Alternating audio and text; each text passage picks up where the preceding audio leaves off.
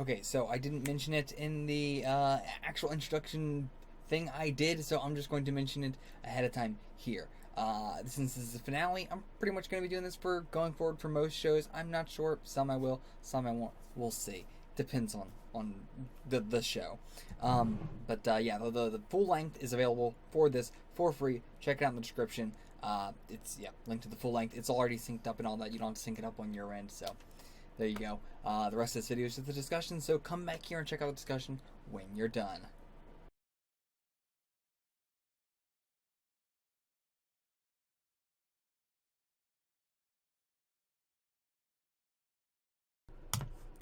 Okay, so that was the finale. Now that I've had some time to think it over, I do gotta say I am a little bit disappointed in how it all ended. Okay. Like, I didn't want there to be some final fight or anything like that, but I do wish it was more than just a neck snap. Mainly, I wish it was what she said of, "I'll rip your tongue out," Okay. or something like that. Or just to punch him a few times. Mm. You know, hold him with one hand and just punch him a couple times, and then snap his neck. I just wanted him to have a little bit more of a beating before just, like, being killed that quickly. Right. It's He like, didn't get to really suffer. yeah, there's a lot of, like, you don't get the catharsis of seeing him, like, really be punished. Yeah. Like, it's ambiguous as to whether he even, like, fully realized what was happening when it's like, I mean, like, he was being held there. He knew he fucked up. Yeah. But, like, the next snap was so fast. Like, he didn't get to say anything. Yeah, I mean, I wouldn't want him to I mean, even that's the say point. anything. I mean, that's kind of the point. Yeah, I wouldn't want him to say anything. That's why I'm like, I think it would have been, oh, what I thought she was going to do was crush his jaw so he couldn't say anything. Okay. And then, you know, just beat the shit out of him and kill him. But, like, Mm. it would be, I actually, it would also feel weird if she beat him up and then snapped his neck. Right. The snapping of the neck has to be a, like, this is my chance, because it wouldn't fit her character if she did beat him up and then, you know, it killed him. Plus, you have the crowd of people around her. And, Yeah. Like, the calls would be a lot different if it was, hey, you're that lady who beat the shit out of some guy. Yeah, so it's like, in universe, I understand, and there's no way that if I was the writer of this, I would rewrite it differently. There's no way it could happen differently and not be really weird, like, character-wise, or universe-wise, or whatever. But it is, just because of that, it is a little bit disappointing, you know, that we don't get to release it. And, like, him being in the sin bin is more of a, getting to see him suffer there, but ultimately still, it would have been nice. Right. It would have been nice. Or even just, like, for him to have more of a time between her grabbing him and snapping his neck, just, like, for his mind to freak out, you Okay. know? Just to have something like that, but yeah, either way. We at the very, very beginning, I was saying, like, I think that the number one thing that you would use to like, not that you would purposefully, like Cage himself, but to test his unbreakable skin, I said the only thing I think that would break it would be a drill, like, because it's, you know, focused on one point and it's like, it's not an impact or anything like that. It is a drill is the only thing I could think that would get through it. And now we've been shown, nope, not even a drill cannot get through it. Yeah. Which, oh, I'm so glad we got the. I feel like constantly, whenever we had a discussion or I said something in my early discussions, and then either the following episode or later in the show, they would bring up that exact thing.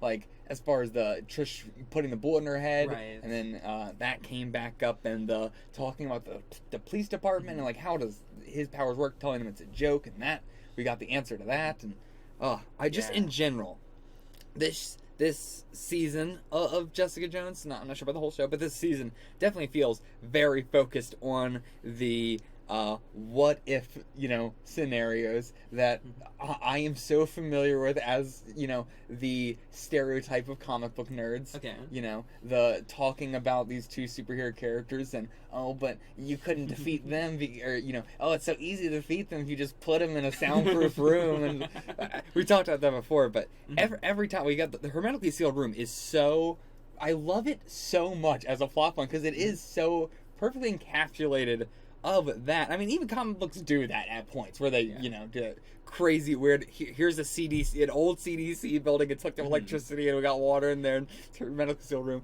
But the prison bait thing that she was going to do, like just bringing that up as an idea, again, felt very much like that. The just Cage and Jessica and talking about Kilgrave, talking about them all testing their powers when they first got them and what they did to test their powers and stuff. And again, just constantly bringing up things that that fans had questions of, or like was brought back up in the show, like Jessica saying like, oh, so if I bit your finger with my strength and everything, he's like, I'm not gonna try that. And we have the dogs, the very few next episodes that bite him. Yeah. Yeah, just I love the payoff of all that. I did not notice it. I did go back through Simpson. When he first is going to Trisha's door to like apologize and all that, sitting outside it, and he talks about in his past there being like it was his sister's Barbie house, and the GI Joes were going to save the Barbie, and they got bombed. And yeah, that's like, oh man, everything just comes back in this. And I mean, I do love it with the symbolism of the GI Joes getting bombed, because that is totally what Simpson and his boys felt like, was just the GI Joes. Yeah. So Claire was in this episode. Was not expecting that at all. Huge like surprise. I mean, I also was not expecting Luke Cage at all, but considering it is Luke Cage, Luke Cage appears in this, and then it was a spin-off. I was like, oh, that does make sense. It's not that.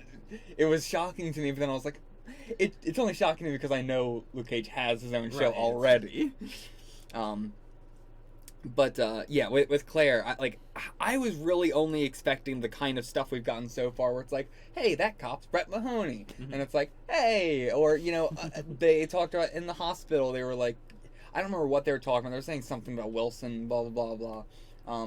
Because assumingly that was probably happening just after everything happened in Daredevil. Yeah. So there was some people talking about Wilson. But could be somebody else, assumingly Fisk. We had the burnt warehouse that they were selling the pot from and everything, or growing it there at least. But yeah, I was not expecting something as Claire having a role in that episode. Like, even knowing that the Netflix series are more the Netflix series are all kind of connected to each other, and then the other stuff's connected in different ways. It's all like sort of pockets in the same big universe, and I understand that people, whatever. I like watching it this way. Right. I don't need these references. I'm fine just, picturing it all as one universe in my head. But yeah, that was just, I don't know what to say about it, but just, I loved it. It was great getting to see a crossover like that. And yeah, I'm hoping that's going to be the thing going forward. I know there is like a show called The Defenders, which is, I guess, a team of them, and I wasn't really expecting, I thought that was going to be a I didn't know how that was going to work, because I also know there's plenty of people who just watch Jessica Jones, there's plenty of people who just watch Daredevil, which is, you can watch this and not know Claire from Daredevil and all that. It then creates this plot mystery where she says, like, oh, not my first, and then it's like, oh, who's her first? Which I don't know if the show will ever pay that off itself. I don't know if in Jessica Jones she's ever going to be like, yeah, it was Matt. But, so, knowing that people watch the show separately, I had no idea what to expect for Defenders. I was like, I don't fucking know. It might not be a team-up thing. It might just be something separate. Like its own show. But, no. So this makes me more like, okay, it's probably going to be a team-up thing. And they're all going to be in one show together. Again, maybe not, but who knows? I have no idea what to expect for Defenders, really. I'm surprised it took me that long to realize that this was taking place in Hell's Kitchen. Like, it took me until, like, episode 4 or 5 or whatever, when she was in one of the hospitals, where I was like, oh, this is Hell's Kitchen? Or somebody might have said it as well, I'm not sure. But, going back to this episode, the hitting us with the victim guilt one last time with the two guys in the house, and I mean, Albert, I was sad for until he was like, "Oh, I'm actually alive." That was that took me out of the moment so much. That is like the only thing in the show that I was like, that should have not have been. It was unneeded. It was so goofy. It was so weird. But I don't know. Well, we did not need that. But yeah, the two guys tying that back into like the Hope sort of thing again. Started with Hope needing somebody her getting framed and needing a lawyer to represent her, and then we end with somebody getting framed and needing a lawyer to represent them. Yeah. And yeah, really nice going there. Not having to have Jessica really involved with this now because Kilgrave's done, so it's just sort of like he's represented, and now, you know, I don't need. I mean, Hogarth's representing her as well, but I wonder if there is going to be a thing with Hogarth in, like, they could totally do a thing with Hogarth in Daredevil season 2 and not have it really matter too much with Jessica Jones. Right. Considering she is a lawyer that, you know, takes cases that, like, she only takes cases that she's gonna win. Which is also why, like, she's the best lawyer in Hell's Kitchen. It seems like she does seem to be the best. There was, like, you know, big name firm Lamb and Zach, but that was they're gone now also. But I assume she was even above them. But so Matt and Foggy, though, they just take any case, right? They'll take any case at all. So there could be some sort of like thing connection there. Yeah, for sure.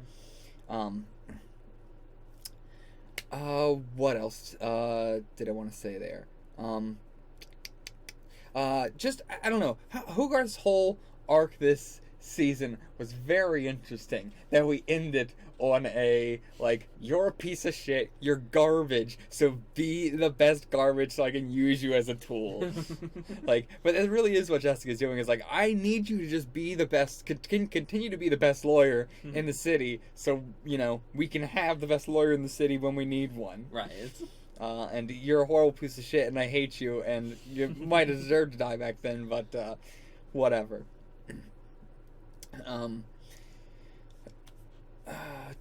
What else we have?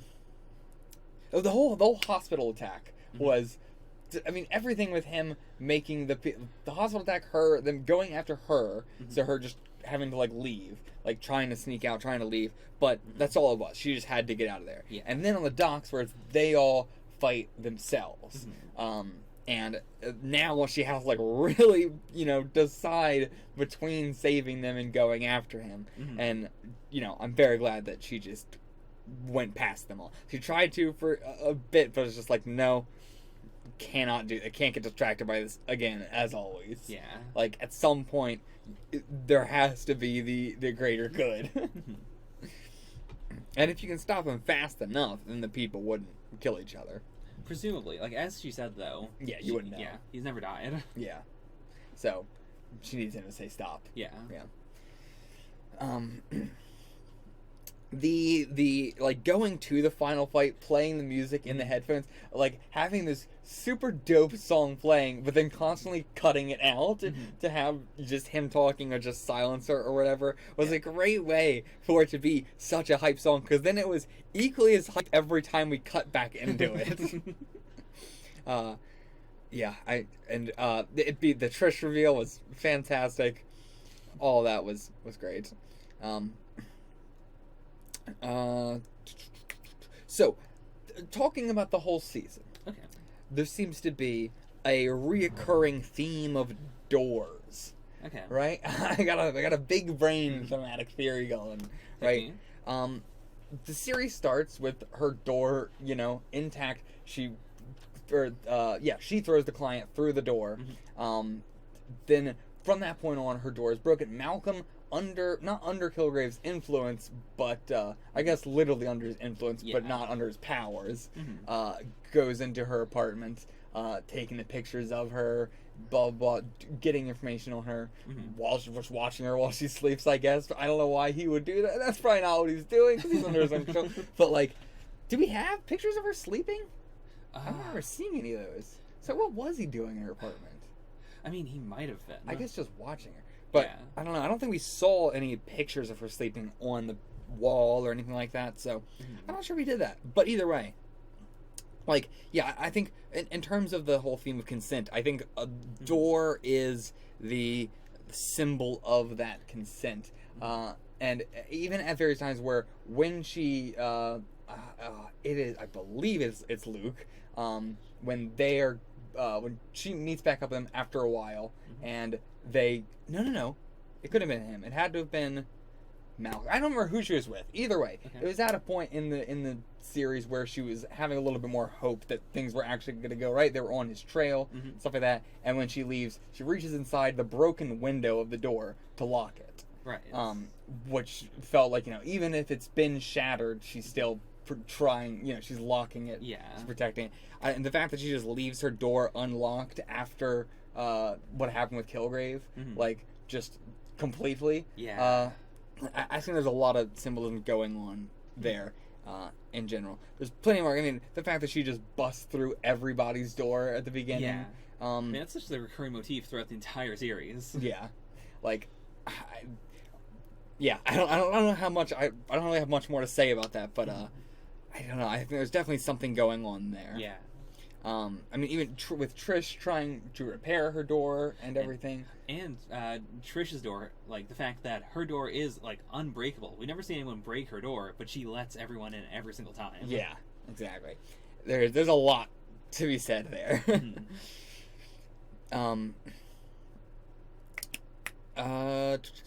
So, just everything about the, like, Daredevil took place in New York, took place in Hell's Kitchen, but it was way more about Hell's Kitchen specifically, whereas it takes place in Hell's Kitchen, but it is way more about New York, generally.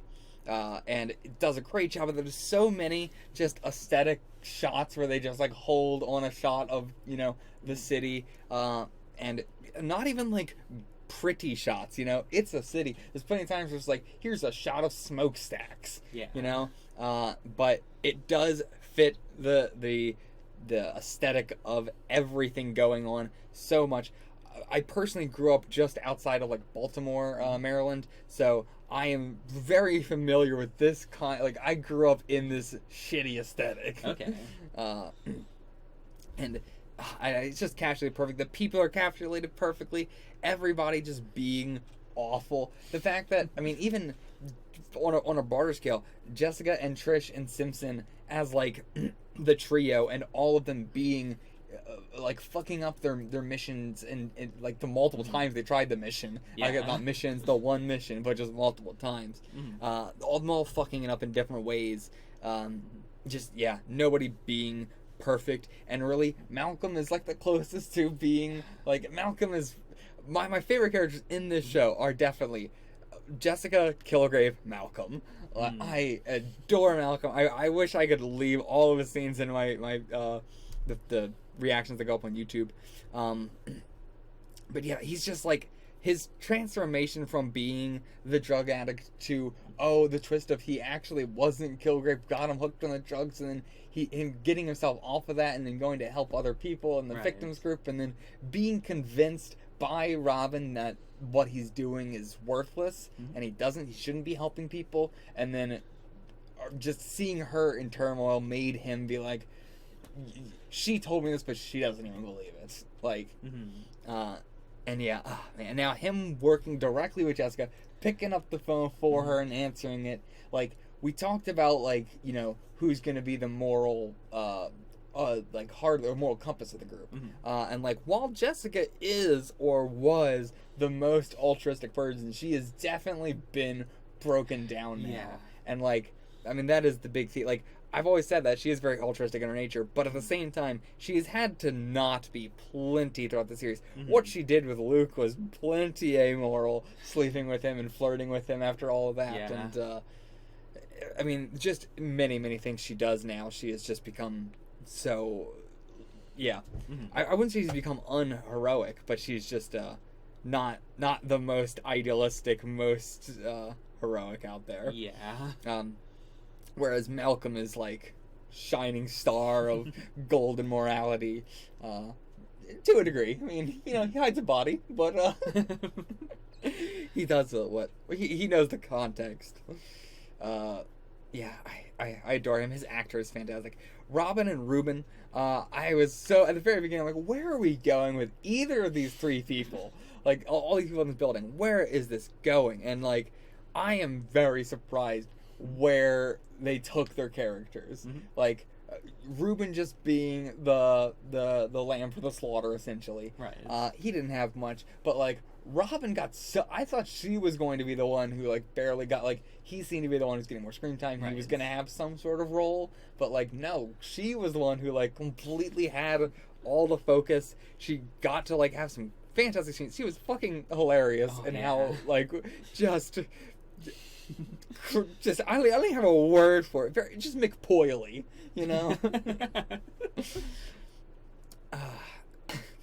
But yeah, I wish as well I could include so much of her scenes, just because they make me laugh so fucking much. It's so fucking weird. They're so specific.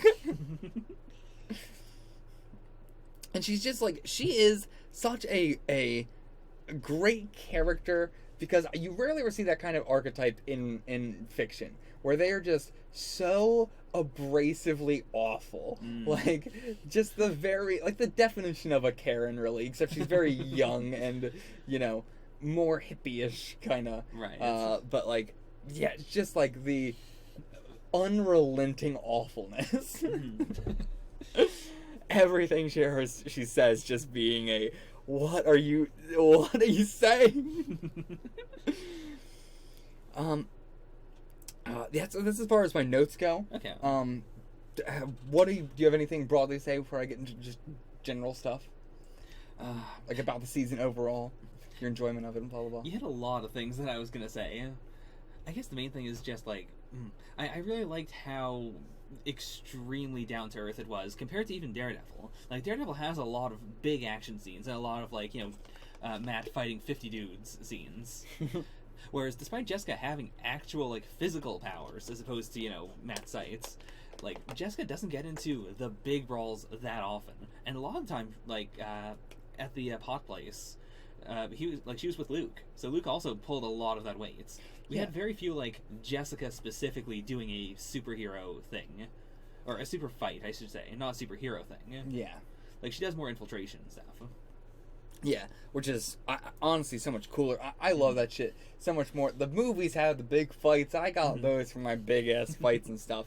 I more appreciate this kind of stuff where they're doing these more, you know, investigation and more mind gamey kind of stuff, and then every couple episodes we get a nice, you know, fight like the Simpson one. And Daredevil didn't have like a fight every episode, right, but it did have. It didn't have like Matt versus a named character every episode, but it did have fights every episode. Yeah. But that's also what Daredevil needs. Daredevil will probably not be enjoyable if it didn't have fights every episode. That's part of its, you know, appeal. I mean, like, in the same way that every Marvel movie, or, you know, each series of Marvel movies kind of tries to be a different thing. Like, you know, it's a superhero movie, but also X genre. Yeah. Like, I like that Daredevil and Jessica Jones are carving out their niches. Oh, absolutely. Yeah. And just the Netflix series being able to be a little bit darker in general, because you are seeing, as I've said many times, the poor side of of everything here. Like that really, the movies are all like they just, I've made this amazing invention that's $1 trillion in cost, and it's not a problem because we're all fucking rich. But whereas here it's like, I've been shot. Well, now that's gonna take the whole fucking episode because we can't go to the hospital. Yeah. It's such a different feel. I mean, even the rich characters in like these series aren't doing that well. Like, we've got, I guess, Hogarth, Trish. Yeah, yeah. I mean, yeah, they're doing fucking amazing, and they're not like they're getting run through the shit too. Yeah, that's a good point. But I mean, more like the super powered characters generally. But yeah, I do get your point. Yeah, the episode where they were in the pod warehouse and they're being like ambushed. Luke's got some guys on him. He gives Jessica a look. what was your read in that episode? See, my read at the time was also like, go, you go. Yeah. So when he showed up afterwards and said, "What was that?" I was so confused. Yeah, I don't know what he wanted her to do. Yeah, I was like, I thought that was the look of I'm unbreakable. Go. I guess it was the look of come beat these guys up. It was so weird. Jessica, what are you doing? Come help me beat these guys. I was like, I don't know. I just thought that part was so weird. But, I mean, everything else, I get his, anger, but him staring back in to say, why didn't you help me? I'm unbreakable.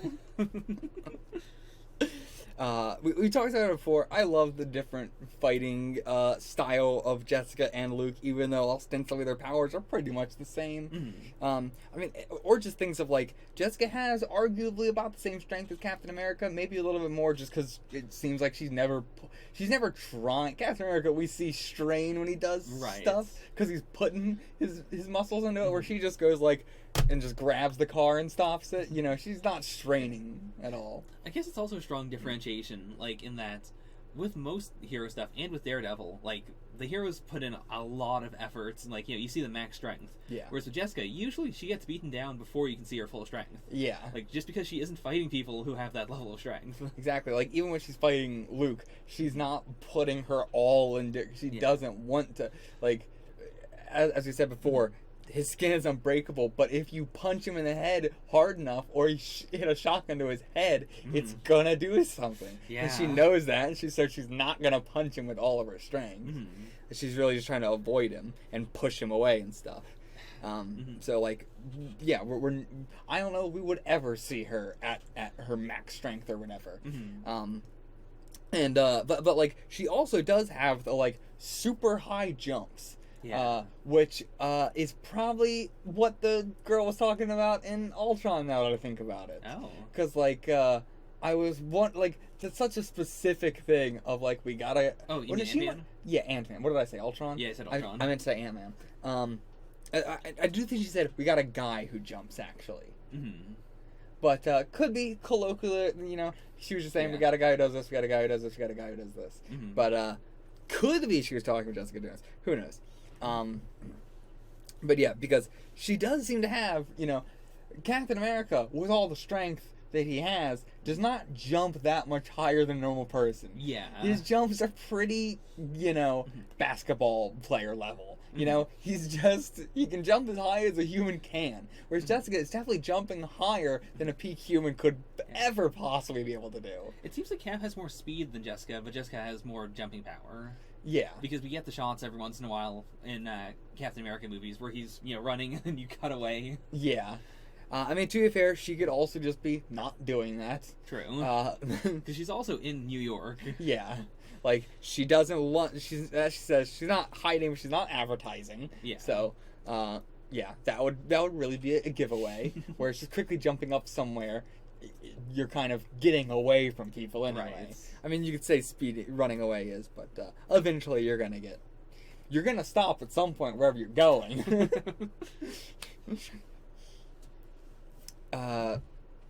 Trish as a character, I don't know how to wrap her up this season. Like, I really like her, but I feel like we're just like, we've barely touched on her at all this season, and we're mainly going to be diving, like, we found out more about her past, but that's about it. I wouldn't say she's changed that much as a character right now. Right. Yeah, I would not say, like, she has not learned her lesson about the door at all. I think next season is going to be her real development period. She did go plenty in her own way. Yeah. I mean, I do think just in general, her budding relationship with Simpson was its own kind of character development, even if the way it all turned out in the end. She did give him multiple chances. She did plenty to try and get him to, whatever. But, like, I'm a little concerned about her because, like, nothing she's been receiving has been positive. No.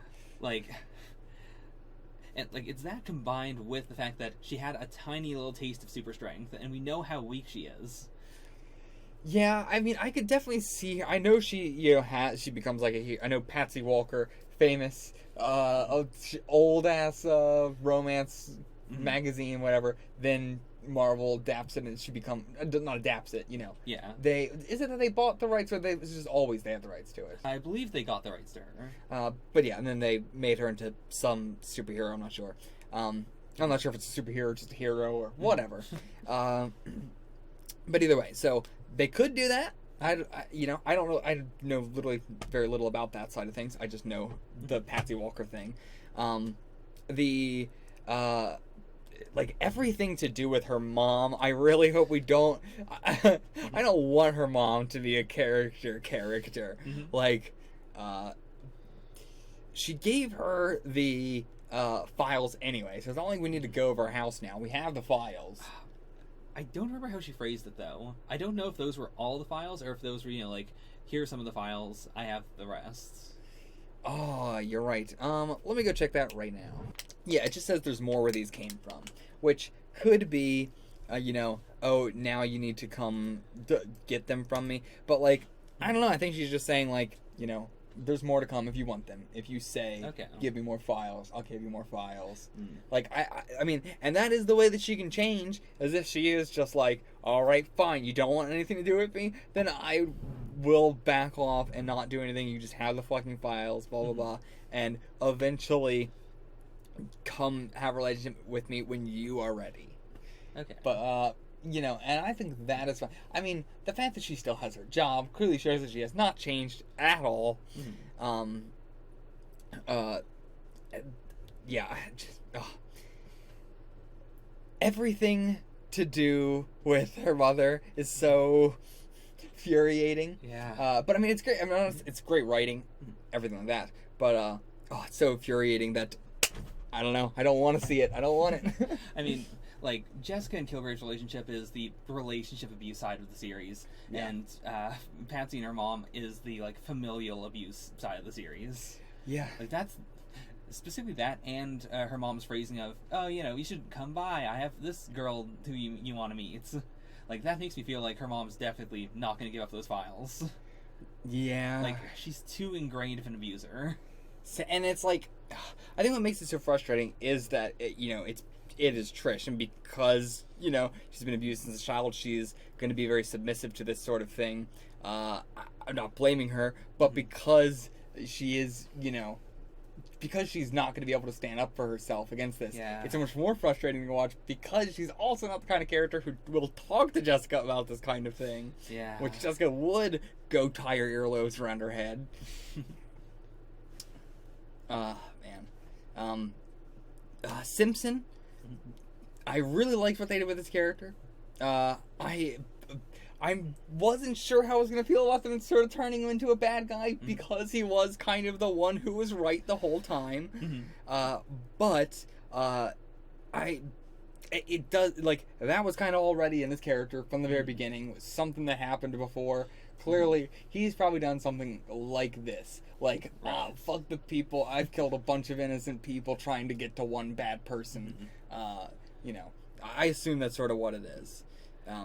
And, like, going to what you said about, like, the hermetically sealed room, I think Simpson also kind of represents the comic book thing of, like, why don't you just kill the guy? Yeah. Like, that is the best option overall for all of this. Like, even with Hope, like, is Hope's, like, years and years and years of life outside of the prison worth, like, Kilgrave walking down the street and telling everyone to kill themselves? Yeah, it's like, it's very, very tough. It's like, in my opinion, I think death is better than being in prison, so I would always side with Jessica of being like I do think getting Hope out of prison is more important than multiple people losing their lives.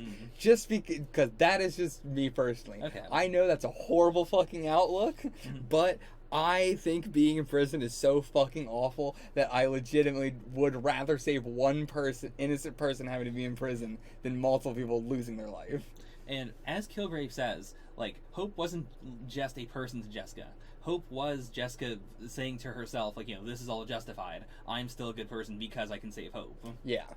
So, like, I totally understand why, from Jessica's perspective, she would not kill Kilgrave. Like, even in her, we brought it up before in, In her her apartment, apartment, yeah. when there was no reason why she couldn't have.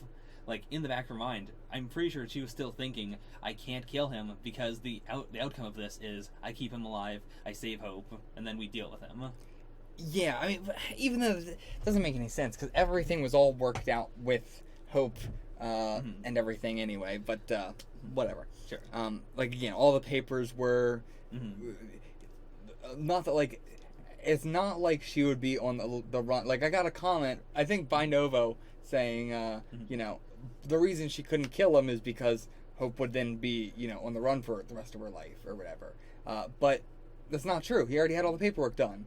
Like, the whole point was specifically if Jessica let him leave that room, like, or not if Jessica let him leave, but if Jessica didn't do what he wanted, then he would change his mind and, you know, tell the people, you know, forget all this stuff, put her back in prison and blah blah blah. Right. But like all of that was already happening. If she had killed him, nothing would have happened. Just Hope would have got out of prison legally.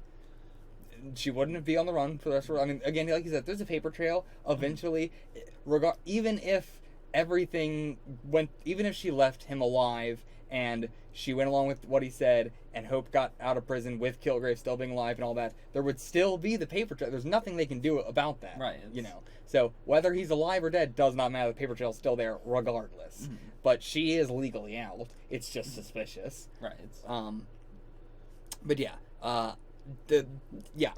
think the reason she didn't kill him in the apartment was, you know, a more moral thing. She didn't want to stoop down to his level. Right. But I mean, even the, like, maybe it was the, oh, if I kill him, I don't know what will happen to the people that he's given an order to, or whatever. But even if she kept him alive, the time would run out, and I mean, even then, she was keeping. Maybe that is it. Maybe she was keeping him tied up long enough for the time to run out, and then killing him. I don't know. Perhaps. I don't know. See, I think that's too mechanical, though. In my mind, I mean, no, because she... Yeah, well, Sure. real quick. Sure. No, I am wrong, because she was waiting for the vaccine, you know, for everything. But, like, to put him through the courts and all that, to put him in prison, I guess it is just... It's not the, like, morally, oh, I don't want to kill him, but he'll suffer more in prison. Right. But it's so, like... She really should have killed him at that point. I mean, it's also that I genuinely do not think she would have, like, in her heart, I don't think she had the ability to kill him until Hope killed herself and said, you need to kill him. Or tell me you'll kill him. Even then, I think if Hope didn't say, tell me you'll kill him, she may have still hesitated. Maybe. Maybe. Like, Jessica is, like, she is an idealistic person. She is, like, she wants to be the good girl. And I think, like, even, like, you know, her dead-eyed stare at the end of the series might have been because she killed Kilgrave, and, like, she finally pushed past that point. I mean, like, of her own free will, she killed Kilgrave. I don't know. I think it's more the Trish thing there. I can see that. Like, that she had to make that happen with Trish. I don't know if Trish agreed to that ahead of time or not. I mean, we have no idea. Right. But yeah, so it seems like that was the really worst part of all of it, was that she had to let Trish be kissed by him in order to do this. But yeah, I think that's pretty much all I have to say about the season overall. Okay. Is there anything else you want to say about the season? Okay. So before the season stuff, I have 2 questions from the Discord. Okay. So Eyebrow Scar asks, well, I can summarize hers to, she always hears people raving about how dark it is and how good David Tennant is. So what do you think on those 2 aspects? Like, both how dark Jessica Jones is and David Tennant's portrayal of Kilgrave overall? I mean, as I said, I cannot wait to see David Tennant in Doctor Who whenever I get around to Doctor Who. It's going to be a long, long time away. I do, at some point, want to get into Star Trek and Doctor Who, which are 2 incredibly long fucking running series. Yeah. So, you know... it's going to be a long ways away. We still got to get through all the MCU first. So, just hold on. But eventually, you know, I am very excited for that. I don't know what else he's in other than Harry Potter, and I'm probably never going to watch that because my last name's Potter, and I have had too much of Harry Potter in my life because of that. But yeah, I think he's a fan. I mean, this is my first time seeing him. Fantastic actor. As I've said, there's plenty of big name actors that I see all the time and go, I guess they're big, but sure, you know. But like David Tennant is, you know, one of the actors. It's like he's a big name, and I understand why he's a big name because he's a good actor. He's not a big name because he's just used to be a good actor, and now really old. Like a lot of big name actors I know. But yeah, I'd say he lived up to the hype of David Tennant being a big name actor. I don't know how to talk about it. As far as how dark it is, I mean, it's fucking dark. It's not like, you know, one of the darkest shit I've seen. It's not like anything like that. But as far as I cannot imagine the MCU getting darker. Okay. Like, this is as dark as the MCU is gonna get. No, there's Punisher. No, there's Punisher. This is the second darkest MCU is gonna get. Punisher, I don't know though. I really don't know if Punisher is going to be super dark or if it's just gonna be super edgy. You know? Because, like, Jessica Jones has a lot of themes of, you know, consent, betrayal, lots of gore, ridiculous amounts of gore. That's what I was gonna say. Like, Jessica Jones has, I don't know if, regardless of, like, subject material darkness, I think that nothing in the MCU is going to get as gory as Jessica Jones was. Okay. I'll say that at least. Even Punisher, I don't think is going to be like that. The amount of blood across this season and all the cutting, stabbing.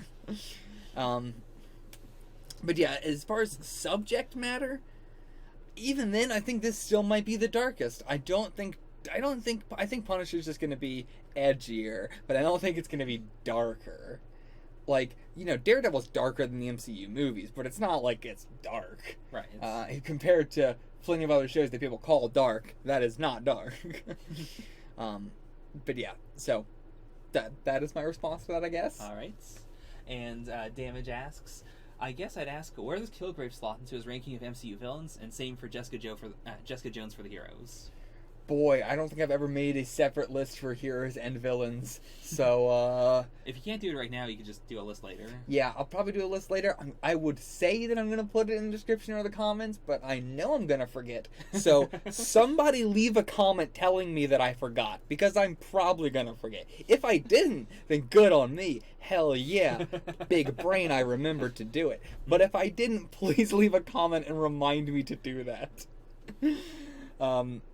Yeah, so overall, though, I would say, just off the top of my head, as far as, like, MCU villains, it's probably so much harder to do it for heroes, but as far as villains, I would probably go, like, Loki, Ward, probably Ward. I don't know if I put Ward and Loki are, like, right here for me right now, man. It's really going to depend on the next season of S.H.I.E.L.D., or just next time I see Loki in a movie, either one. But I guess I would put Loki, Ward, then Kilgrave, honestly, then Kingpin. Okay. Yeah, then most of the other movie villains, really. I can't think of another movie villain I would put that high at all. Do you remember off the top of your head any movie villain I really liked? Not really. Like, you've always had that list of, you know, it's Ward, then everyone else, then it became Ward, Kingpin, everyone else. Yeah. Loki's also been up there most of the time. Yeah. Like, I love Kingpin. But yeah, I would say it's Loki, Ward, Kilgrave, Kingpin, everybody else. Okay. But yeah. I would not put Kilgrave above Ward. Okay. No. I think a lot of people would, but I wouldn't. I fucking love Ward. I mean, he's up there with Loki for me. It's really gonna depend. But they're both very sociopathic. They're both very, very similar characters, very in different ways. But they're both sociopathic, cause chaos everywhere they go. Pretty much kind of things, but Kilgrave has the power to make it on a much bigger scale. Right. But what I love about Ward is having the more charisma to do that much destruction. Right. Rather than powers to have that much destruction. Yeah, and just both being so, like, infatuated with one person and doing it all for love reasons. I think, honestly, that's why I love Kingpin, Kilgrave, and Ward all together, because they're characters that aren't like a I want to take over the world or anything like that. Mm-hmm. Kingpin wanted to take over the city, but he didn't want to take over the city. He just wanted to... I mean, he kind of did in the end there, but I don't know if that was his plan all along, because he sort of just fucking lost it, and he was like, I am the road! But, yeah, they all were mainly... Like, Kingpin started be like the thing that made him the most raged in the series was what was happening to Vanessa. But yeah, all three of them, just their characters being so insane about attaching themselves to like one character, and the fact that Vanessa's like, you know, they were together. It wasn't like a, you know, him stalking somebody or something. Right. Like, but yeah, that shared connection between the three of them is definitely why they are so high. Which, I mean, I guess in the same way, Loki being that high up is definitely because of his thing with Thor. Like, you know, if Loki didn't have such a personal connection to somebody, like, in the, like, even, you know, plenty of other movie villains have a connection to one of the characters, but still. Yeah. Loki having such a personal, familial connection and all that stuff. Yeah, any other questions? That was it? Well, did you want to wait to do Jessica Jones? Like, where you would put Jessica Jones? Oh, right. Heroes? Where would I put her among the heroes? Oh boy. I might have to wait on that. I don't know where the heroes list shifts a lot more than the villains one does, because there's so little villains that I like that much. But there's so many of the heroes that I like that much. So Jessica, I don't know. I will say I don't know if I would put her in my top 5. I really like her, but like I don't know. It's not like her placement is going to be that interesting. I'll say, like it's not going to be like, wow, he put her that high up. If anything, it's going to be like, oh wow, he put her that low. But like, it's not like I dislike her or anything. I love her. Talked about her so much. I feel like I talk about her more than anything in these reactions. Okay. But you know, I don't know if she would be able to make it that high up there. Yeah. Okay. In that case, I do want to know your speculation for Jessica Jones season 2. And, you know, like with the movies, you know, ignore anything that might happen in between. Just like, you know, going from Jessica Jones season 1 to Jessica Jones season 2 with like the characters, the themes, that kind of thing. So next season, I assume it will be Alias Investigations will be a real, you know, place. She's going to have an actual door again that's not broken. Malcolm is going to be sort of the secretary sort of guy answering for the receptionist, I guess. And it's going to be more episodic, more fun, more not dark, and not Kilgrave. I think it's going to be a couple episodes until a big bad is introduced, honestly. I think we're gonna sit and do some episodic stuff for like 3 episodes, and maybe at like the end of the 3rd episode they'll introduce our next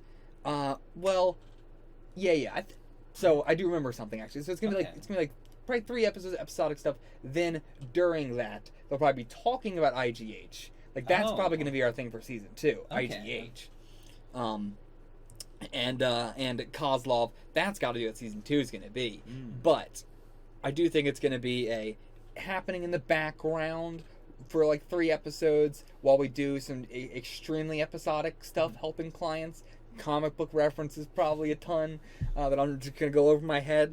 And then we'll kick off into like the plot of the season, and it not be, you know, because I don't think they're going to be able to have one guy being like the overarching villain of this plot, really, of this season. So I think having him be a villain for less of the season, and it being more of a group, IGH, Simpson, and Kozlov, and the team, and whatever is going on there, and yeah. Okay. So that's my guess for season 2.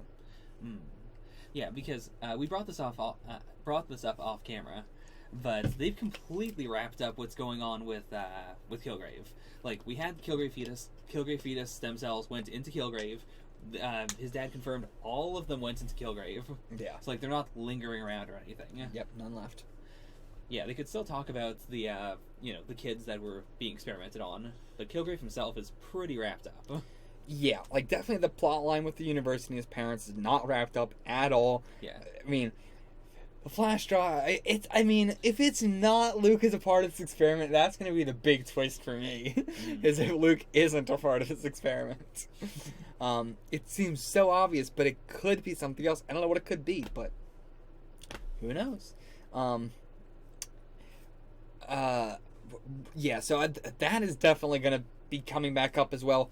Luke, though, I feel like he's gonna have his own season. So whatever happens to that is probably not gonna come back up with Jessica Jones season 2. So he's probably not really gonna be in Jessica Jones season 2 for the first bit of it. I think he's gonna be where the hell did Luke Cage go? And then in a time of need, he'll bust through a wall and say, "Oh yeah!" Like the big green guy. Like the big pink Kool-Aid guy. Yeah, the Hulk's classic catchphrase when he busts through a wall and goes, "Oh yeah!" Yeah, that's classic. You know, the Hulk is a big glass guy with liquid in him. Oh, So, by the way, if you guys aren't, get on the Discord if you want to. Somebody on the Discord, Novo, whenever a character, like, dies or, something like that, he gives me, like, a whole post of, like, references about them throughout the show and just, like, what they were like sort of in the comics. Yeah, I loved, he was purple, his villain name was Purple Man in the comics. Oh, man, Purple Man! If Novo didn't get to it before I did, I really wanted to get your reaction on camera to Purple Man. That was incredible. It's so ridiculous. I did know prior that, like, his name in the you told me that his name in the comics was Kilgrave. Because, I just assumed, hearing it in the show, immediately that his villain name was Kilgrave. Yeah, and I was the one who had the, what?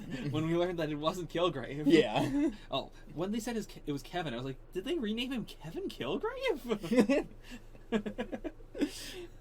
Oh, man. But, but when we first got the name Kilgrave, I was picturing the Punisher. Understandable. That's exactly what I was picturing. So I was like, oh man, I hope they don't show us him at all. And like towards the last 3 episodes we see him, because I was totally expecting him, trench coat with spikes and piercings. He's got a skull on his fucking shirt, and he's like looks totally 90s. Yeah. I that is absolutely what I was expecting. So seeing him the first time, I was like, whoa, that's what he looks like.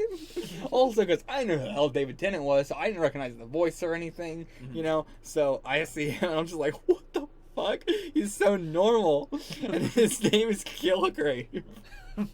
But it fits so perfect. Like, it is like him just thinking of like it's such a childish fucking like as a murder corpse or what it's like the stupidest shit. But that's what makes it so great. Yeah. I'm glad they were able to go with something as corny as Kilgrave, but the Purple Man's too goofy. We have to go with Kilgrave.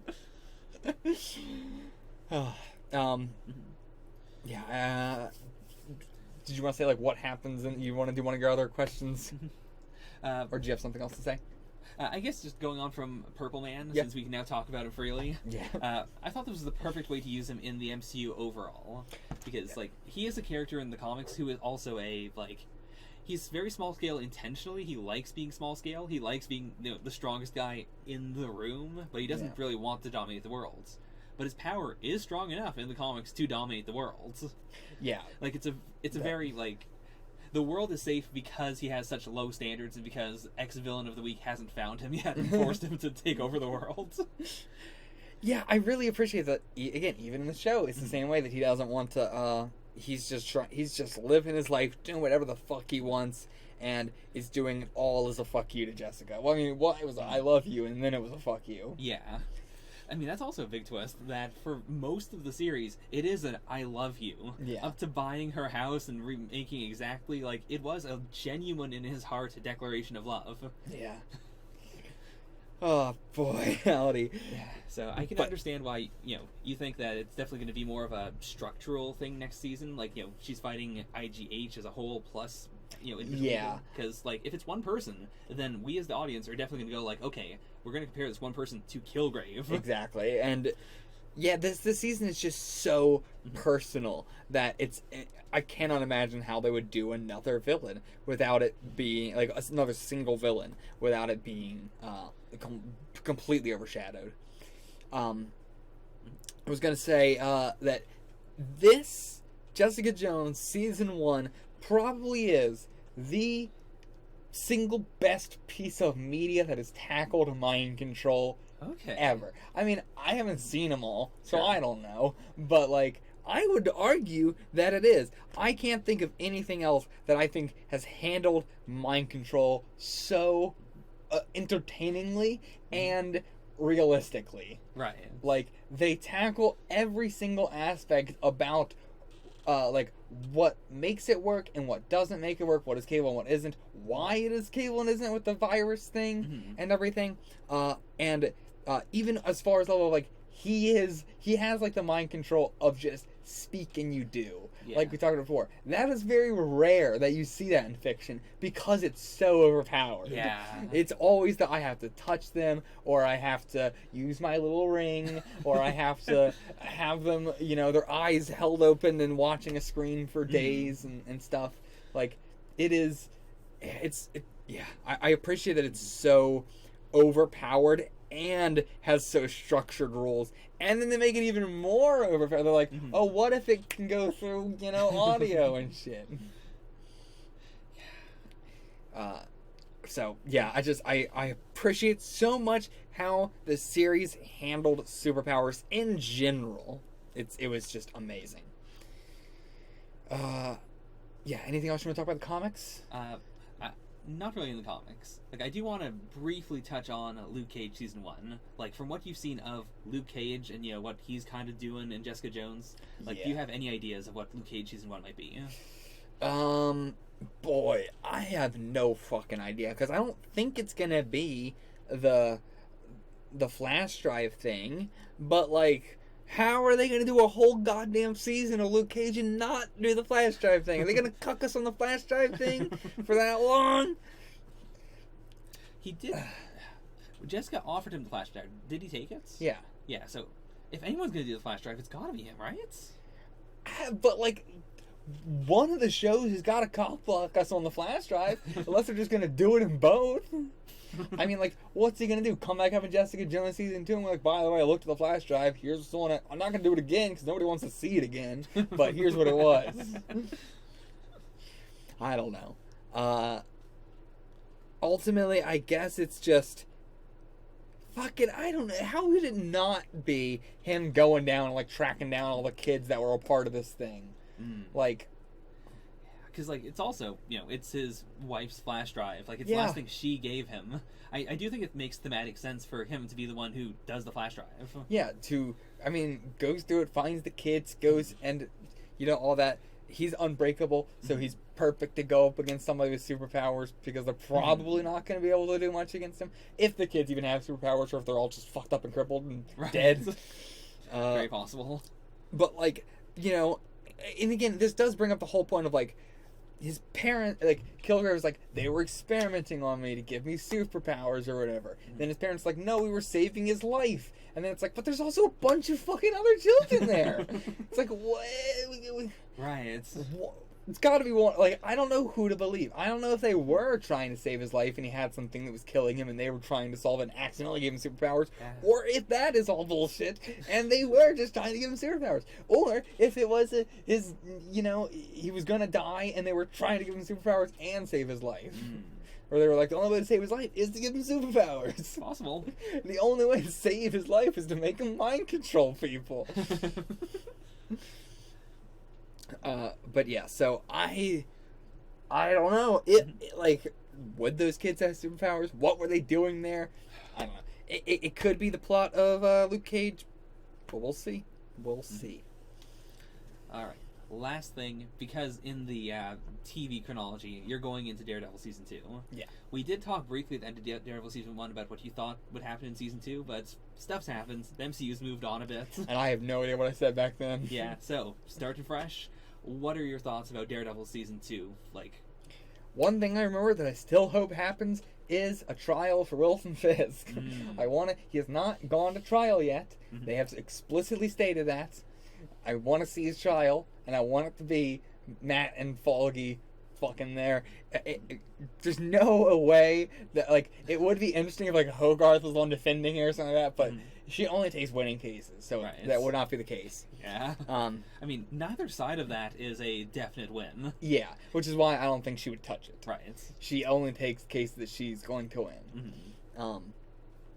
So, I hope we get a trial with Fisk. I don't know if we're going to actually do that, but it would be so fucking dope if we start off with a fucking, like, just first episode is in the courtroom with a trial with Fisk, just shutting the door on that for now. Yeah. But probably not going to be the case. Probably not even going to touch on it. I doubt they're going to mention it. It's probably just going to be an assumed thing of the trial happened after Daredevil season 1 and whatever. Mm-hmm. I assume it's going to be the case. And then season 2 is going to be more focused on Madame Gao. Okay. That's still my prediction. That was probably my prediction at the end of season 1. I don't remember. I think it was. But yeah, I think Madame Gao is well, she's gone, but maybe I don't know. Maybe Daredevil goes with Stick to another country. We go international Daredevil this season. International law. International law. But I don't know how he would get in I don't know how Madame Gao would come up, unless Daredevil leaves the country. So I don't know how it's gonna happen. I still think it's got to be Madame Gao though. I'm still betting on Madame Gao for season 2. Okay. Madame Gao, Fisk trial. Sounds good. All right, that's all I got. That's it. Okay, that's it for this season overarching discussion, this episode discussion. I hope you guys enjoyed it. I hope you enjoyed the reaction, and I hope you join me for Daredevil season 2. That is what's next. Until then, get the fuck out of here.